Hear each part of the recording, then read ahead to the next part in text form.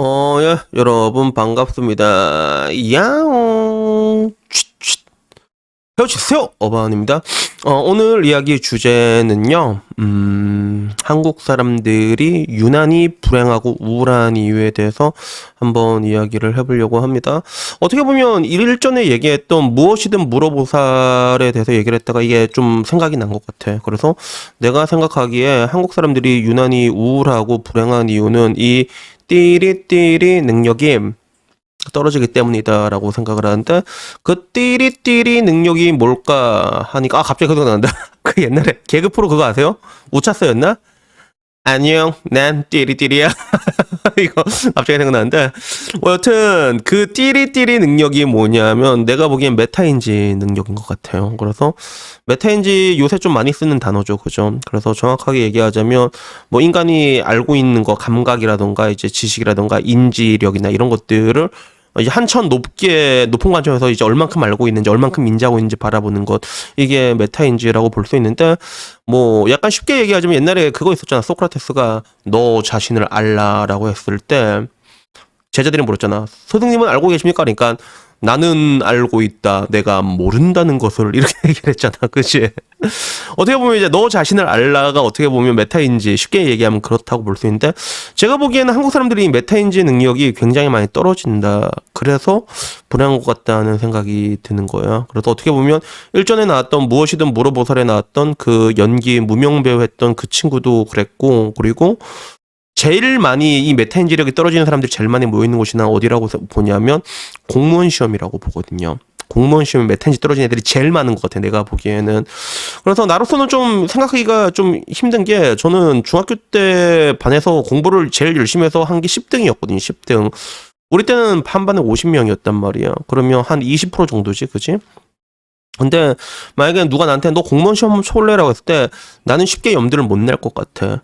그래서 요새 사회 구조를 보게 되면 문돌이들이 갈 데가 없어. 그러면 그 문돌이들이 야, 이 정도면 괜찮다, 합의를 볼 수 있는 곳이 공무원이거든.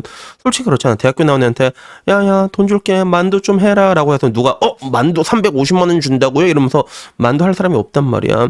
그러면 결국에는 대학생들 많이 오게 되는데, 솔까 막말로 이제 뭐 서성한 중경면시 다 오잖아. 근데 요새 사람들이 말을 너무 쉽게 해. 서성함만 해도 5%에 들어간단 말이야.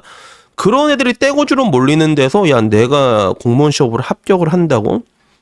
나는 그게 잘 상상이 안 되거든. 근데 사람들은 야, 합격할 수 있다, 할 수 있다, 할 수 있다 해서 들어가. 자신감은 좋은 거지만 그 자신감은 어디서 오는 거냐는 거야. 그래서 이걸 난 자기를 좀 객관해서 보지 못하는 메타 인지력의 하락이 그 좀 낮은 데서 온다고 보거든요. 그래서 보통 메타인지가 낮은 사람들 특징이 좀 약간 좀 이제 즉흥적이고 감정적이고 약간 조금 깨어르고 약간 이런 사람들이 많이 가지고 있다고 해요. 근데 실제로 이 메타인지력이 관계 있는 부분이 뇌의 전전두엽, 바로 앞에 있는 여기란 말이야. 여기서 전두엽, 어떻게 보면 인간을 가장 인간답게 만드는 뇌인데, 그 중에서 가장 앞에 있는 전전두엽이 메타인지와 관계되어 있는 그런 능력이라고, 이렇게 관장하는 구역이라고 보는데, 근데 한국 사람이 이걸 내가 알아보니까 확실히 좀 취약할 수밖에 없더라고. 어렸을 때 교육을 말했잖아. 내가 일전에도 야야 너는 똑똑하다, 머리가 좋다, 이런 식으로 하니까 그게 메타인지력이 박살이 난 거야. 진짜 그런 줄 아는 거야. 그래서 실제로 외국 같은 데서는 머리 좋다 이런 얘기 하지 말라고 하잖아. 열심히 노력한 거, 그 그릿을 길러주는 거에 대해서, 고기에 대해서, 그 노력에 대해서 칭찬을 하잖아, 그게.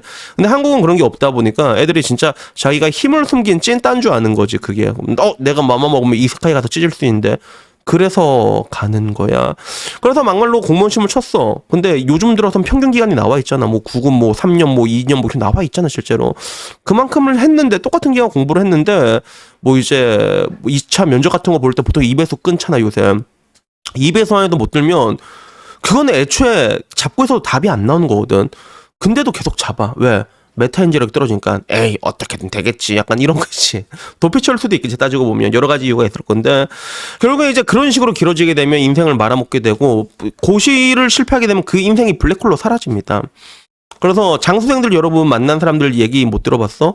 그 사람들은 열등감도 굉장히 많고, 왜냐면 인생이 삭제가 되어 있으니까 다른 조직에 가도 적응을 못한 경우가 굉장히 많아요. 사회성을 길러야 되는데 그 기간 동안에 방구석에 짱박히면서 공부하면서 얼마나 부정적인 감정에 휩싸이면서 결국엔 안 되고 안 되고 안 돼서 나오는 거잖아. 그게 그지?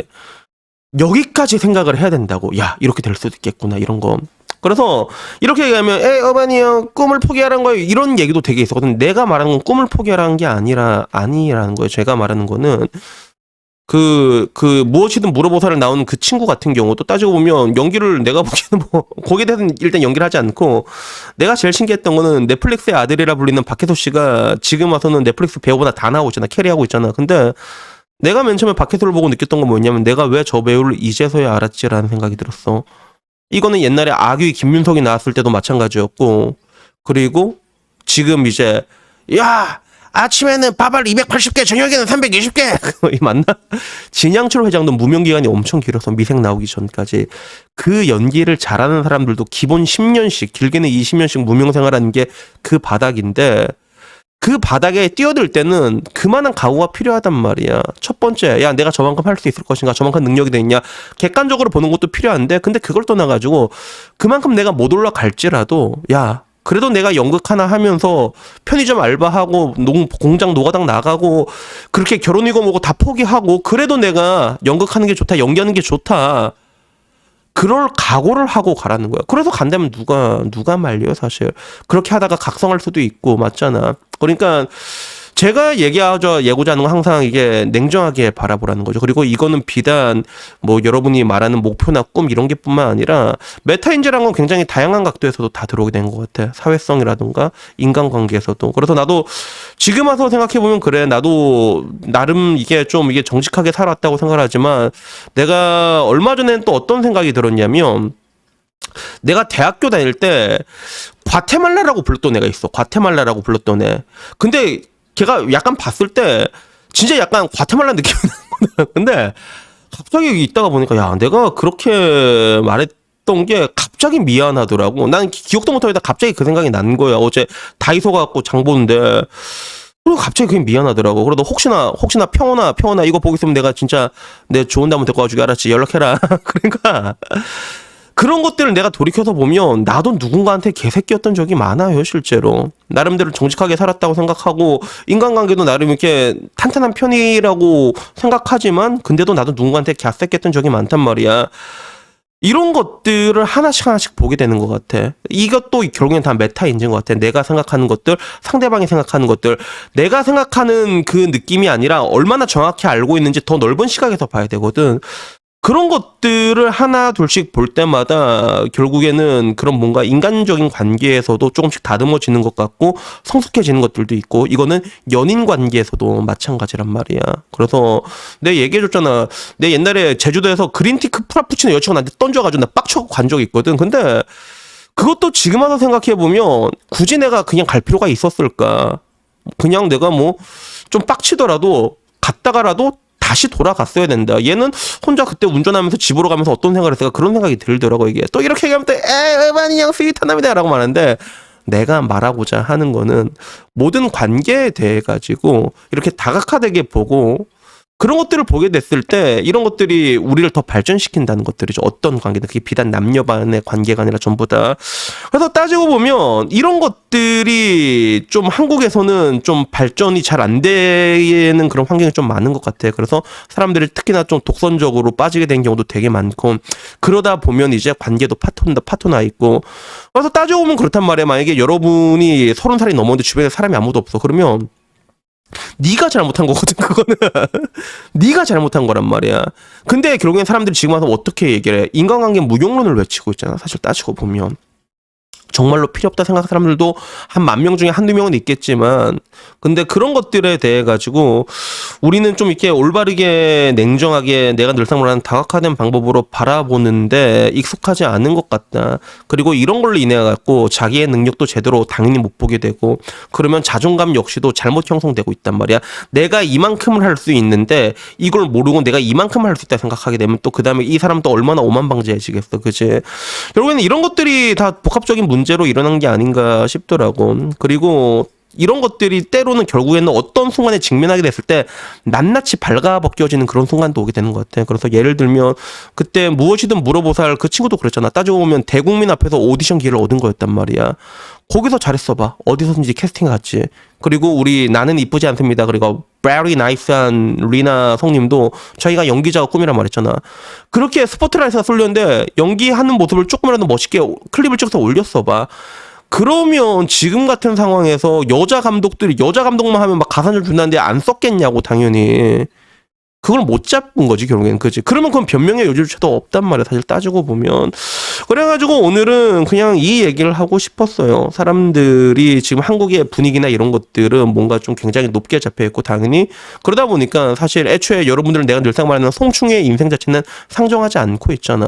여러분들이 연기자가 된다고 했을 때도 최고가 되지 않아도 송충의 인생으로도 만족할 수 있다면 그러면 가도 된단 말이야. 근데 다만 여기서 내가 항상 말하는 거는 아까 말했던 그 모든 것들, 야 내가 이렇게 성충이로 살고 결혼도 못하고 노가다 하면서 이러면서 하지만 그렇게도 연기를 해도 좋냐라는 것들, 여기에 대해서까지는 생각을 해야 된단 말이야. 막연히 나중에 성공했지 이런 걸로는 아무것도 도움이 되지 않는다는 거죠.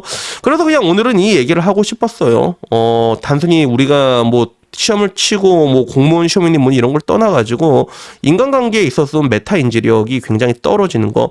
메타 인지 딱히 없어. 인간관계는 역지사지로 생각하면 된단 말이야. 그래서 항상 말하잖아. 여자들이 얘기하는 것들 지금 그 역지사지로 하면 다 논파가 되잖아 사실. 우리가 그렇게만 산다고 해도 굉장히 많은 것들이 둥글해지고 원만해질 수 있다는 것들이죠. 그리고 뭐 결론적으로 내가 말하고 싶은 거는 그거야. 내가 항상 말하잖아. 모든 사람이 특출날 수는 없다고. 송충에겐 송충의 삶이란 게 있는데 사람들은 항상 꿈속에서 행복을 찾으려고 해. 근데 그게 아니라고.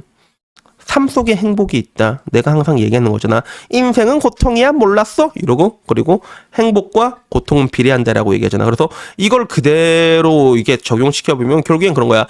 삶 속에서 행복을 찾으라는 말이 인생은 고통이야 몰랐어? 맞으면서 아이고 이런 게 행복이었구나 이렇게 부딪혀가면서 그 인생이라는 하드코어한 리얼 MMORPG 속에서 부딪혀가면서 우리가 그런 삶 속에서의 행복을 찾게 된다는 것들, 이런 것들에 대해서 그냥 다시 한번 얘기해보고 싶었습니다. 그래서 여튼간 오늘 이야기는요 여기까지고요. 다음에 좀 더 좋은 이야기로 찾아뵙도록 하겠습니다. 이상입니다. 감사합니다. 요!